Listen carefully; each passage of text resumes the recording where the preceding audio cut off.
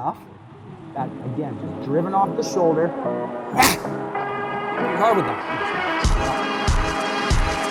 All right, so we're gonna talk about punching people in the liver. And when we do hit someone in the liver, we know that it lives on the right side of their body. So it's much easier for the orthodox fighter to hit the orthodox fighter. If you go southpaw for me, it's not that we can't hit the liver, it's just the access is a little more difficult. It's totally doable, but a little more difficult. So let's say it's orthodox, close stance matchup. We're working on this particular scenario, getting to the liver shot. We're gonna talk about 2 different ways you can throw it, and then some just differences on how you might manage distance. So the first one, it's your shovel punch. We've all heard of a shovel punch, and that essentially is an upward digging hook to the body. It's like an uppercut, it's like a hook, okay? This one's gonna be stabbing. So instead of like hitting and skipping off, we're gonna try to hit like we're like stabbing and pulling it out. So we're getting that nice direct stab into the liver and back. It's okay to skip off, still hurts, but we're looking for that good stick, okay? This first one that we're doing is we're at such close range that it's very driven off the shoulder. So I'm here, there's gonna be a little bit of a scoop under and up, but it's not coming from my arm, which is generally a no-no, but you'll see why it can work in the next segment here. So I turn myself, load the shoulder. There's a lot of reasons I might be here. I might have thrown across. He might have thrown across, okay? But I'm close enough that, again, just driven off the shoulder. Hit pretty hard with that. Move this right there and knock him out of frame. So again, we can load it, and then driving off the shoulder, the hand will do a small dip. I tend to invert my hand a little bit, almost like an uppercut, so I can hit with the proper 2 knuckles, the index and middle knuckle, okay? To get my hip involved, usually you'll see the boxers turn their foot like that. Now I'm punching behind me. I find that a bit awkward. So when you look at the high-level body shots in boxing or kickboxing, they tend to actually take their back foot and turn it, and that allows them to get the hip drive into the shot, but they don't have to go across the thing that they're gonna hit. So one more time on this close range, kind of stabbing style shovel punch, turn. Now, if you're a little further away, the variation will be that you're gonna scoop your hand a little bit lower.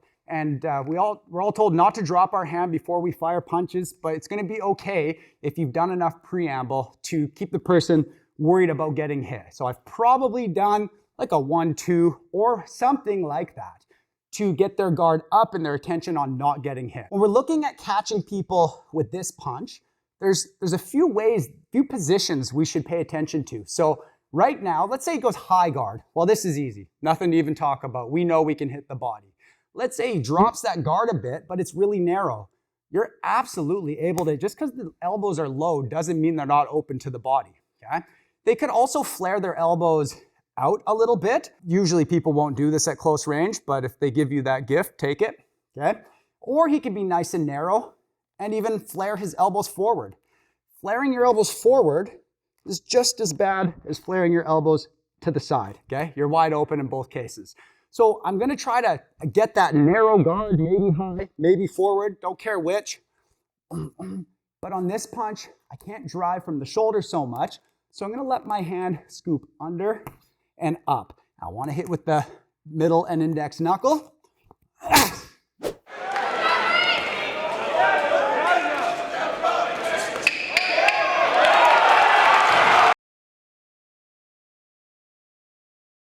Again, standing on this foot, staying on this foot, and letting the back heel turn, which frees my hip to turn in. So we'll call that stabbing style shovel punch. The other one you can do is what we call a slap hook, okay? In a slap hook, instead of hitting with the front part of your knuckle, you can hit with this part here. Someone will tell you that you can't hit hard, but that's a lie. I've dropped people, and if you watch enough boxing fights where the fight's ended by body shot, a good percentage of them are gonna be someone hit with that part of their glove. So maybe I'm just not close enough to get even this long range option of the stabbing style shovel punch. If I'm this much further away, now it's just gonna suck. So we're gonna fire this punch a little more around the outside, which again, if he narrows his guard, even if he keeps it really tight,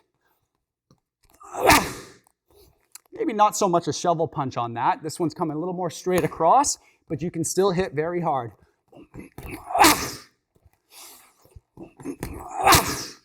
And it's a good body shot.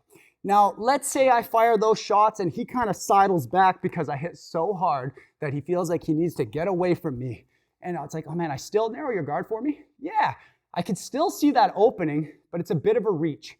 So if I fire the shot as I did, it's starting to get a little bit off center. Now, if you're gonna do this, again, you're gonna be standing on your front foot. I'm gonna put you in this position where you're standing on one foot, letting your back foot lift.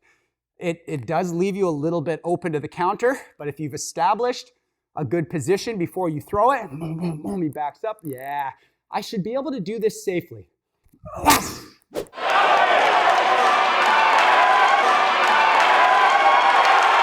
If I had kept my back foot on the floor, I would have whiffed on that punch. But just letting myself tip over and then turn my hip, put it together, you hit hard.